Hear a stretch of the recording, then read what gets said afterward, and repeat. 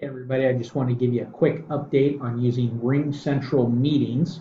I have the RingCentral Meeting app open. As you can see, when you click to schedule something here, one of the things that you definitely want to take a look at is the advanced options, and you want to make sure that Use Personal Meeting ID is checked on if you want to be able to easily start the meeting from your main RingCentral console. If this is checked off, it's going to create a random meeting number. And if you do that, no worries, but what you're going to need to do from there, we'll go ahead and schedule that. When you hop into your meetings, rather than just doing join, which is going to use your personal meeting ID,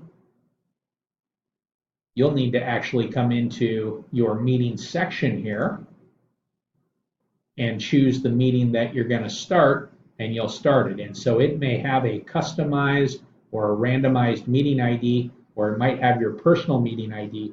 If it has a randomized meeting ID, you need to start using that meeting ID. Otherwise, you'll actually be in a different conference room from the one that your attendees are in. So take a look at that. It does look like if you check that on to always use your personal meeting ID, that will be the default. And if you do that, again, it's going to allow you to start your meeting simply by going here and clicking join. Okay, so good luck on scheduling meetings. If you have any questions, please let me know.